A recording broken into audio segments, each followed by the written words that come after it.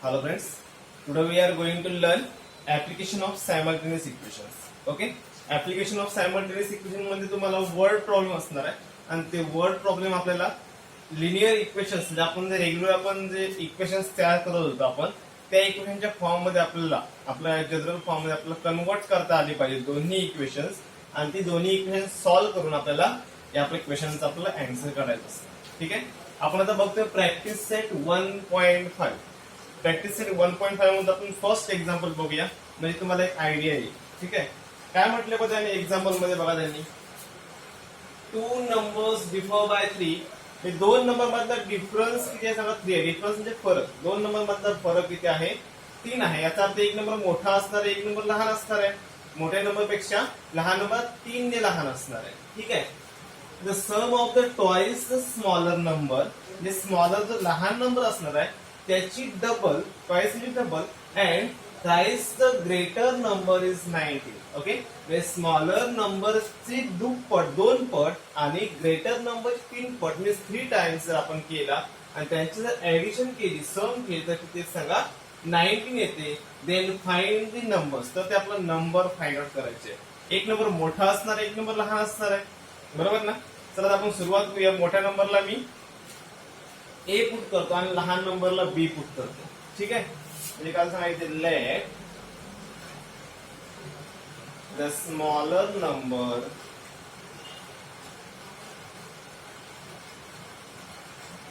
Okay, एक number small आहे, मी smaller नंबरला बी पुट करतो. लक्षात घ्या, बी अँड ग्रेटर नंबर काय करतात,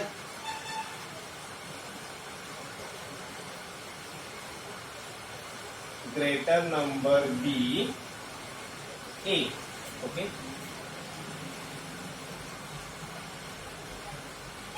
ठीक आहे. मोठ्या नंबरला मी ए म्हटलं आणि छोट्या नंबरला बी म्हटलं, कारण का सांगा मोठ्या नंबर म्हणून आपला लहान नंबर आपल्याला मायनस करायचा आहे, डिफरन्स काढायचा आहे ना. म्हणजे मोठ्या नंबर म्हणून लहान नंबर मायनस होणार आहे. ओके, म्हणून आधी मी ए घेतला, मोठ्या नंबर म्हणून आपण लहान नंबर मायनस केला. ठीक आहे, ते कंडिशन काय बघा, from the first condition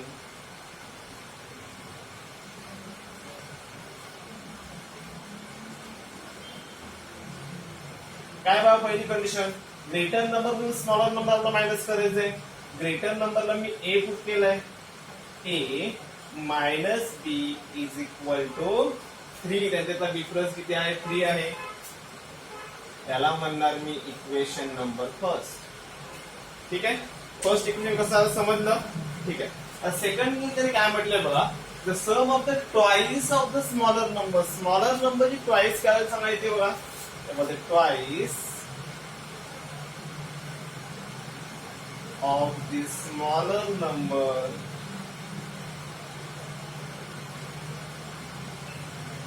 smaller number कोणता पुट केलाय बघा, मी बी पुट केलाय. याची ट्वाइस म्हणजे काय सांगा 2b, बरोबर. And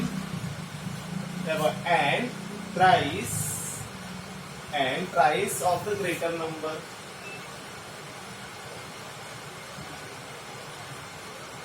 Price of the greater number किती होणार सांगा 3a. ग्रेटर नंबर ए आहे, 3 टाइम्स 3a, बरोबर ना. यांची सम म्हटले, यांची सम किती आहे 19 आहे. म्हणजे काय सांगा, फ्रॉम सेकंड कंडिशन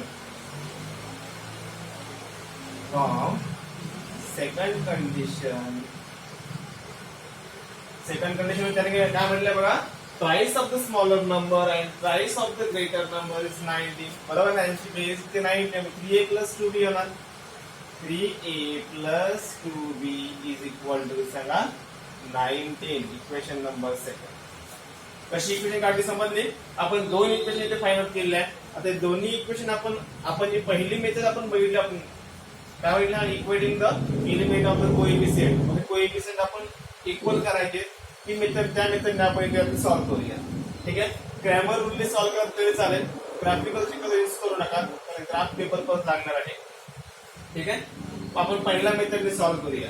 पहिल्या मेथडने तुम्हाला काय सांगितलं मी, कोणत्याही एका व्हेरिएबलचे कोएफिशिएंट सेम करायचे. दोन्ही इक्वेशन आपल्या समोर आहेत. इथे बघा ए चा कोएफिशिएंट 1 आहे, इथे ए चा किती आहे सांगा 3 आहे. ते सेम नाही आहेत आपल्याला करावे लागतील. किंवा बीचा बघा, बीचा पण इथे 1 आहे, निगेटिव्ह 1 आहे. इथे बीचा 2 आहे, बरोबर ना. इथे बीचा 2 आहे, ते 1 आहे. इथे पण सेम नाही, म्हणजे आपण हे सेम करू शकतो. पण बघा इथे 2 आहे ना, बीचा कोएफिशियंट 2 आहे. मी आपण बीचा आपण 2 करू शकतो. केव्हा होईल तू सांगा. जर या इक्वेशनला जर मी 2 ने मल्टिप्लाय केलं तर मला काय सांगा, इथे 2b भेटतील, बरोबर ना. चला फर्स्ट नंबर इक्वेशनला कितीने मल्टिप्लाय करू सांगा. मी 2 ने मल्टिप्लाय करतो. चला मल्टिप्लाय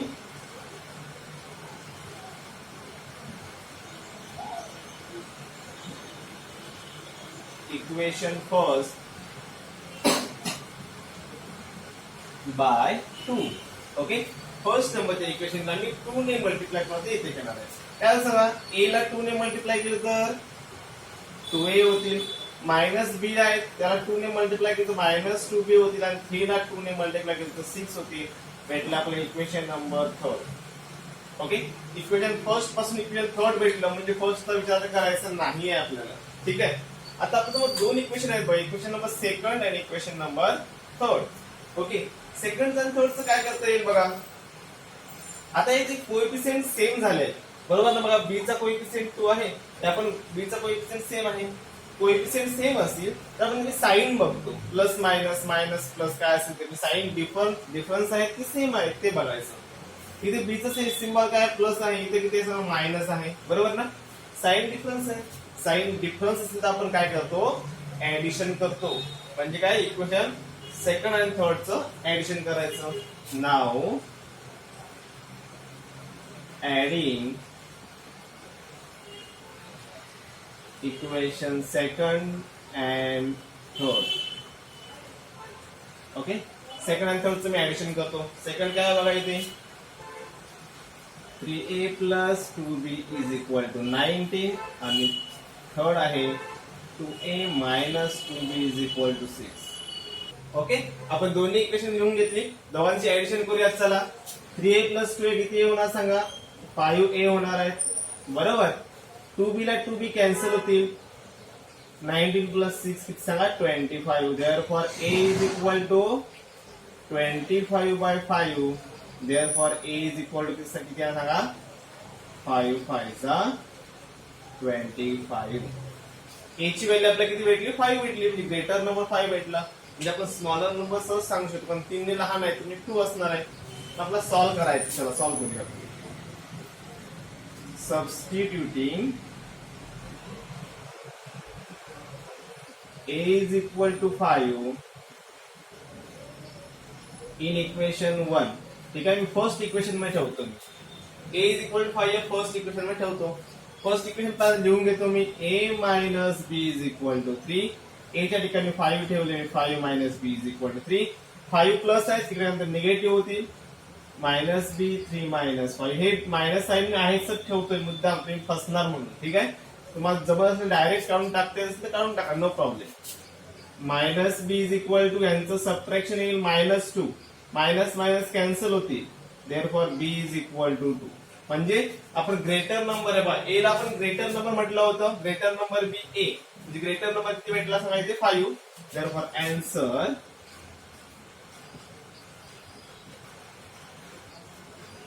ग्रेटर नंबर ना,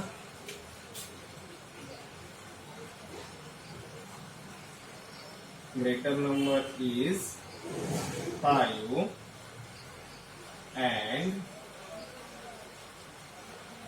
smaller number is 2. Okay, let's see second question. Second question तुम्हाला सॉल्व्ह करायचा आहे. फक्त तुम्हाला एक आयडिया येतो काय करायचं ते. कारण वर्ड प्रॉब्लेम म्हटलं जरा मुलांच्या मनात भीती असते किंवा मुलांना आधीच जमत नाही, मुलं सोडून देतात. ओके, एकदम इझी आहे, यात काही अवघड असं काही नाही. ओके, आणि काय म्हटलं I have a rectangle.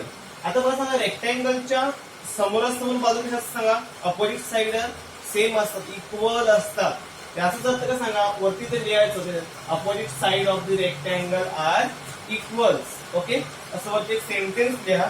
Sentence लिहिल्यानंतर तुम्हाला काय भेटेल सांगा, हे बघा 2x plus Y plus 8 is equal to, याच्याच अपोजिट किती येणार आहे 4x मायनस वाय. हे इक्वल आहे की नाही, हे सॉल्व्ह करा. तुम्हाला फर्स्ट इक्वेशन भेटले एक्स वाय दोन्ही इकडे घ्या. ओके 8 इकडे घ्या. 4x नंतर निगेटिव्ह होणार आहे 2x मायनस 4x. ओके हा प्लस वाय ठेवला मी. इकडचे निगेटिव्ह वाय इकडे येतानंतर परत प्लस वाय होती. प्लस एक इकडे तर निगेटिव्ह येते 2x minus 4x negative 2x y plus y 2y is equal to minus 8. हे असंच ठेवा इक्वेशन फर्स्ट. किंवा वाटल्यास तुम्हाला चेंज करायचं असेल पहिले निगेटिव्ह तुम्हाला नको असेल सगळी साईन चेंज करा. म्हणजे असं करा 2x minus 2y is equal to सगळी साईन चेंज केली त्याला इक्वेशन फर्स्ट करा. ठीक आहे. तर त्याच्यावरून सेकंड इक्वेशन भेटलेले बघा x प्लस 4 तू असं घ्या 2y is equal to x plus 4. x इकडे घ्या. पहिल्यांदा x पाहिजे आपल्याला negative x plus 2y is equal to 4. Okay means x minus 2y is equal to sign change केली इक्वेशन नंबर 2. ओके ही दोन्ही इक्वेशन तुम्ही सॉल्व करा. दोन्ही इक्वेशन सॉल्व केल्यानंतर तुम्हाला x ची आणि y ची व्हॅल्यू भेटेल. ओके दोन्ही इक्वेशन सॉल्व करून तुम्हाला काय भेटतं सांगा x ची आणि y ची व्हॅल्यू भेटणार आहे. x ची आणि y ची व्हॅल्यू भेटल्यानंतर तुम्हाला काय भेटते पुढे बघा find by area and perimeter. x ची आणि y ची व्हॅल्यू तुम्हाला जी भेटणार आहे ते बघा आता तुम्हाला एरिया आणि जर पेरिमीटर जर काढायचा झाला ओके रेक्टँगलचा तर तुम्हाला लेंथ आणि विड्थ म्हणजे ब्रेथ तुम्हाला माहित असली पाहिजे बरोबर ना. आता रेक्टँगलची ही लेंथ आहे लक्षात घ्या आणि ही ब्रेथ आहे. ओके ही लेंथ तुम्हाला कशी भेटते सांगा एक्स ची जी काही व्हॅल्यू असते ती इथे ठेवा इथे पुट करा आणि वाय ची व्हॅल्यू इथे पुट करा की तुम्हाला लेंथ भेटेल. ओके याच्यामध्ये इथे एक्स ची व्हॅल्यू ठेवा प्लस 4 करा तुम्हाला ब्रेथ भेटेल. ओके म्हणजे तुम्हाला एरिया ऑफ रेक्टँगलचा फॉर्म्युला यूज करायचा आहे. ठीक आहे. आणि नंतर पेरिमीटरचा फॉर्म्युला पेरिमीटर चारी बाजूची बेरीज तुम्हाला करायची जमेल ना. मला जमते का बघा ट्राय करा. नाही जमलं तुम्हाला मी सॉल्व्ह करून देणारच आहे. ठीक आहे. आता आपण थर्ड एक्झाम्पल बघूया. यात त्याने काय म्हटलंय बघा एकदम इझी आहे पण एक्झाम्पल फर्स्ट एक्झाम्पल सारखंच आहे. ठीक आहे. The sum of the father age and twice the age of his son म्हणजे वडिलांचं वय आणि twice the age of son म्हणजे मुलाच्या वयाची दुप्पट यांची बेरीज केली तर किती सांगा 70 येते. सम म्हटले व्हायचे बरोबर ना. की we double the age of his father म्हणजे वडिलांच्या वयाची जर दुप्पट केली and add to it the age of his son आणि मुलाच्या वयामध्ये जर मिळवलं ऍड केले तर सम इज किती सांगा 95 येते. And find their present age. Okay तर म्हणजे आपलं आताची वय किती असेल वडिलांचं आणि मुलाचं ते पण आपल्याला काढायचं आहे. ओके तर आपण वडिलांचं वय एक्स पुट करूया आणि मुलाचं वय वाय घेऊया. म्हणजे काय सांगा solution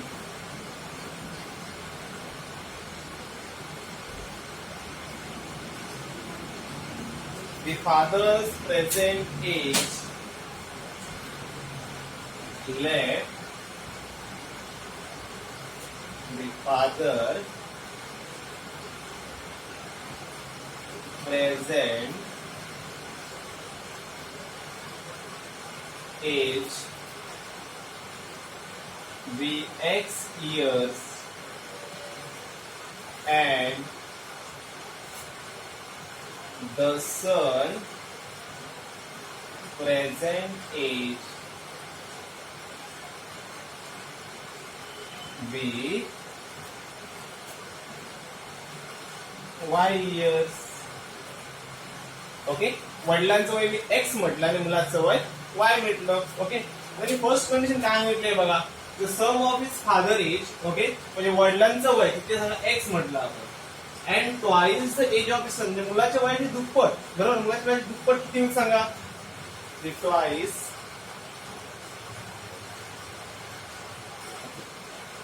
twice the age of his son म्हणतो. हिज सन किती होईल सांगा ट्वाइस. मुलाचं वय मी वाय घेतलंय म्हणजे ट्वाइस का सांगा 2y येणार आहे from the first condition.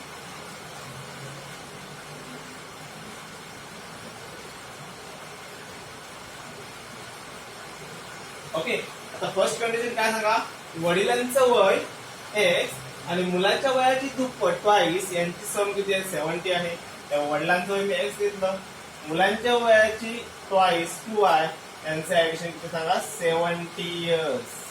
Equation first किती इझी आहे ते बघा. ओके आणि सेकंडला त्यांनी काय म्हटलंय बघा, if we double the age of his father, तर वडिलांच्या वयाची डबल करूया, काय होते बघा, double the age of his father, काय होतं सांगा, वडिलांचा मी एक्स पुट केलाय, डबल काय होणार सांगा, 2x होणार आहे, बरोबर ना. Double the age of his father and it to the age of his son, म्हणजे वडिलांच्या वयाची दुप्पट आणि जर मुलाचं वय यांची बेरीज किती सांगा, 95 येते. म्हणजे काय सांगायचे, 2x प्लस मुलाचा वय आहे यांची ऍडिशन होते 95, इक्वेशन नंबर सेकंड. अब दोन्ही इक्वेशन मला सॉल्व्ह करायचे, दोन्ही इक्वेशन मला सॉल्व्ह करायची झाली तर मला कोएफिशिएंट सेम करावे लागतील, बरोबर ना. कोएफिशिएंट काय आहे, कोएफिशिएंट तिथे 1 आहे, इथे 2 आहे, x चे कोएफिशिएंट, y चे कोएफिशिएंट 2 आहे, इथे 1 आहे. आपण y चे सेम करूया, y चे कोएफिशिएंट सेम करायचे झाले, इथे 2 आहे, मग इथे पण 2 पाहिजे, इथे मला 2 पाहिजे असेल तर याला मला 2 ने मल्टिप्लाय करावं लागेल. ओके, समजतंय ना. चला 2 ने मल्टिप्लाय करूया. मल्टिप्लाइंग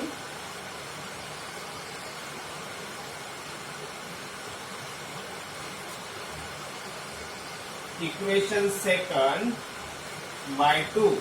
या इक्वेशनला मी 2 ने मल्टिप्लाय करतो. काय सांगा, 2x ला 2 ने मल्टिप्लाय केलं किती झाले, 4x प्लस y चे काय सांगायचे, प्लस 2y होणार आहे.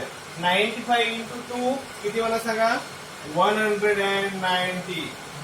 ओके, मला इक्वेशन भेटलं थर्ड.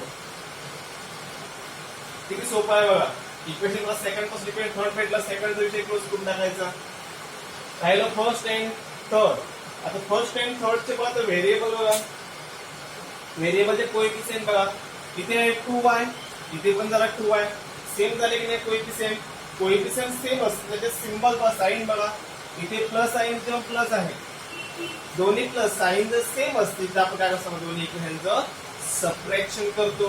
चला आपण करूया सबट्रॅक्शन. ओके, इक्वेशन थर्ड मधून फर्स्ट मी सबट्रॅक्ट करतो. Okay, subtracting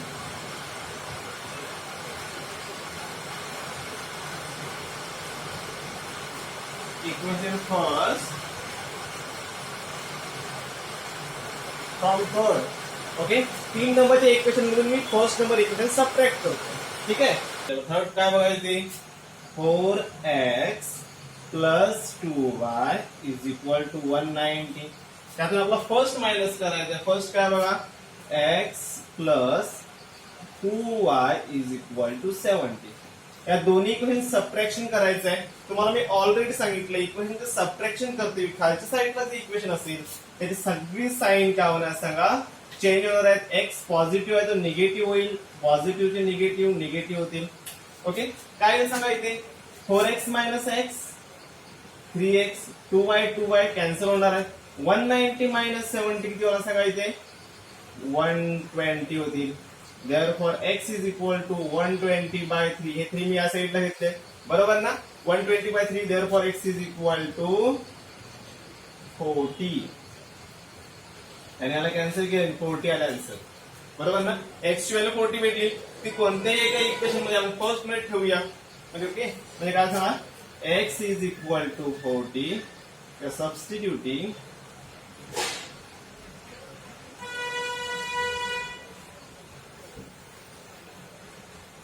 x is equal to 40 in equation first. Okay, काय बघा first equation, x plus 2y is equal to 70. Okay, x च्या ठिकाणी मी 40 ठेवले plus 2y is equal to 70. 40 मी तिकडे घेतो, means 2y is equal to 70 minus 40. Therefore y is equal to 70 minus 40 is 30 and 2 इकडे आले काय सांगा डिवाइड होणार आहे. Therefore y is equal to 15 years. ओके, म्हणजेच कसं एक्स आपण कोणाला पुट केला होता बघा, फादर्स प्रेझेंट एज, म्हणजे फादर्स प्रेझेंट एज किती भेटणार 40 years and son present age किती भेटणार सांगा 15 years. Therefore the father's present age is किती असणार 40 years and his son present age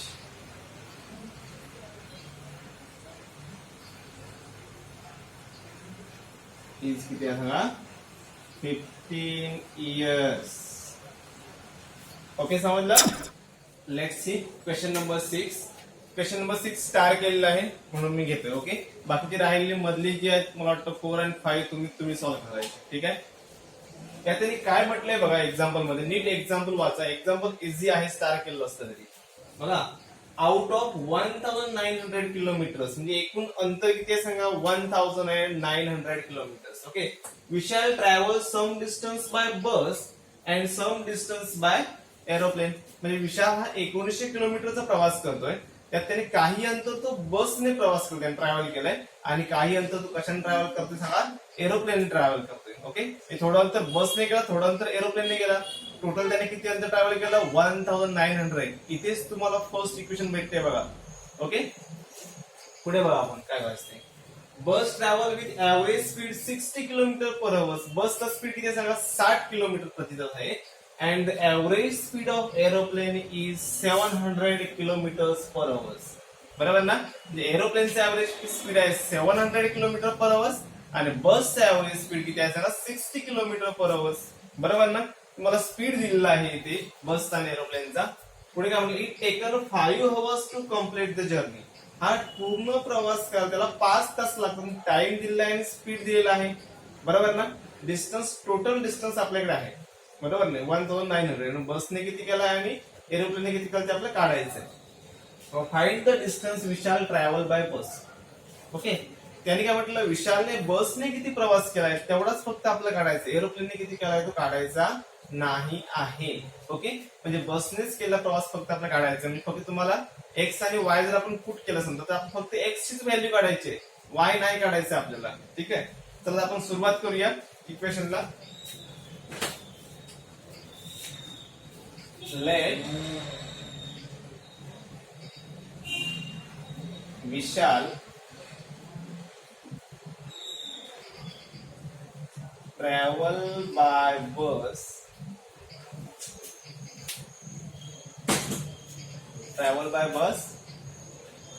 x kilometre. Okay bus त्याने किती प्रवास केलाय x किलोमीटर केलाय and travel by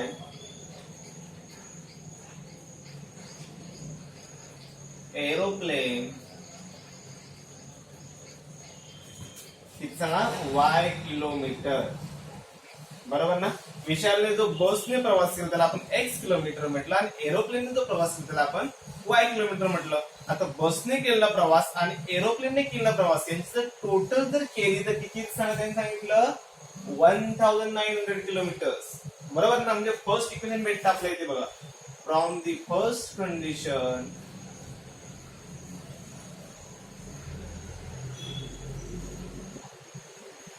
काय भेटतं सांगा x plus y is equal to 1900 भेटले की आपलं फर्स्ट इक्वेशन. आता आपण सेकंड इक्वेशन कडे जाऊया. ओके आता त्याने काय म्हटलंय बघा बसचा तुम्हाला ऍव्हरेज स्पीड माहिती आहे एरोप्लेनचा ऍव्हरेज स्पीड माहिती आहे त्यात त्यांनी टोटल टायमिंग दिलेला आपल्याला. बरोबर टाइम त्यांनी दिलाय आपण टाइमचा फॉर्म्युला वापरूया. Okay we know that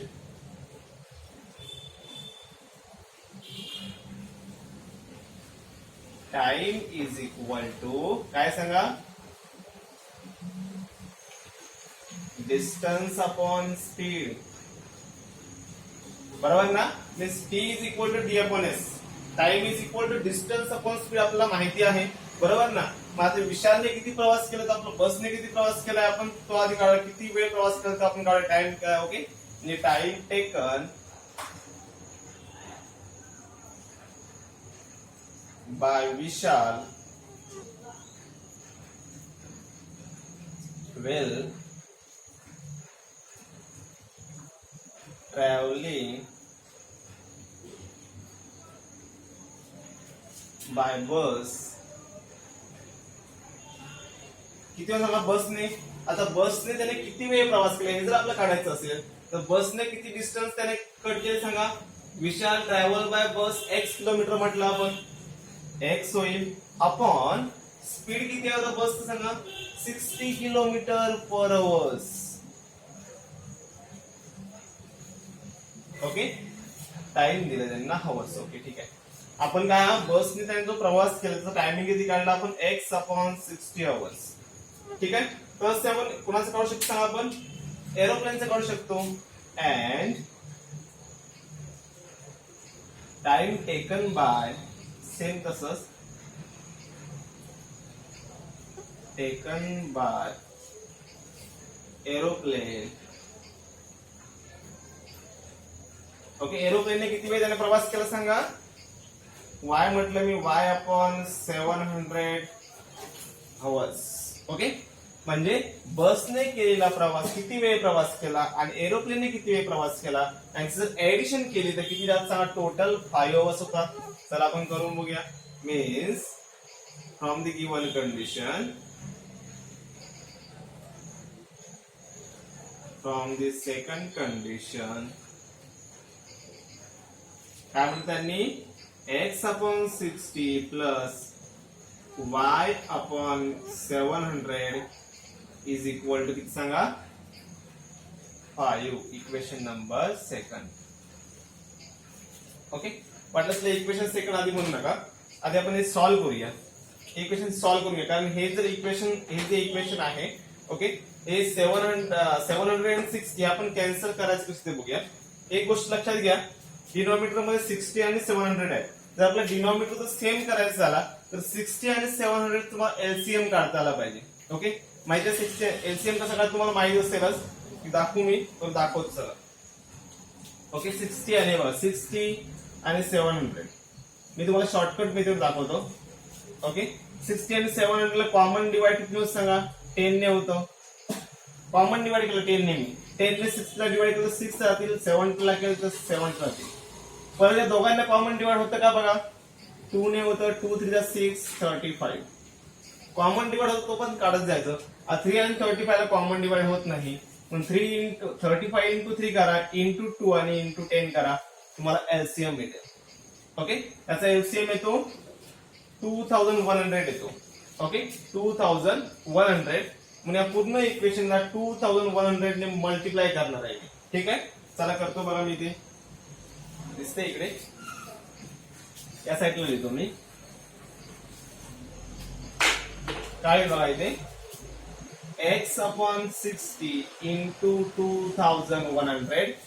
okay, तर सेम नेक्स्ट टर्मला प्लस y अपॉन 700 ला पण मी 2100 ने मल्टिप्लाय केलं इज इक्वल टू 5 इंटू 2100. काय सांगा, 0 ला 0 कॅन्सल, बरोबर ना. 6 ने 210 ने डिवाइड करा बघा, 6 3 जा 18 त्याला ती 35, बरोबर ना. 18 19 20 20 30 झालं, सॉरी मीन्स 35. 6 5 जा 30. ओके, मीन्स 35x राहिले प्लस 20 ला 20 कॅन्सल, 7 3 जा 21 राहिले 3y इज इक्वल टू 00 आहे 5 10. किती ना 35x plus 3y is equal to 10,500. याला वाटल्यास इक्वेशन नंबर सेकंड म्हणूया आपण.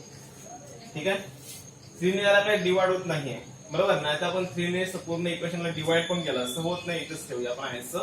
ओके, आता इक्वेशन फर्स्ट आणि सेकंड बघा. आपल्याला x ची व्हॅल्यू पाहिजे, x ची व्हॅल्यू, बरोबर ना. x ची जर व्हॅल्यू तुम्हाला पाहिजे असेल आधी, तर y चे कोएफिशिएंट सेम करून घ्यायचे, म्हणजे y ला y कॅन्सल होतो. ओके, इथे 3y आहे बघा, इथे सिंगल y आहे, बरोबर ना. इथे 3y, मग इथे मी 3y करू शकतो, बरोबर की नाही. इथे 3y जर मला करायचं असेल तर ह्या इक्वेशनला कितीने मल्टिप्लाय करावं लागेल, 3 ने मल्टिप्लाय करावं लागेल. मीन्स मल्टिप्लाइंग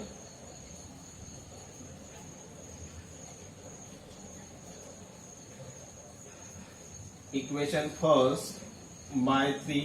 चला 3 ने मल्टिप्लाय करतो मी, 3 इंटू एक्स 3x होतील, प्लस इथे y आहे 3 इंटू y 3y, इथे 1900 आहे, त्याला पण 3 ने मल्टिप्लाय करतो मी. 0 0 9 3 जा 27, 2 कॅरी केले, 3 1 जा 3 plus 2 5.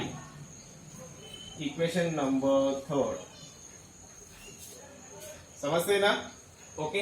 आता इक्वेशन सेकंड आणि थर्ड काय करायचं ते बघा. कोएफिशियंट सेम कोणाचे झाले बघा, 3 चे झाले, y चे झाले, सॉरी इथे y 3y आहे, इथे पण 3y सेम झालाय. त्यांची साइन पण सेम आहे, प्लस प्लस साइन सेम असेल तर सबट्रॅक्शन मीन्स सबट्रॅक्टिंग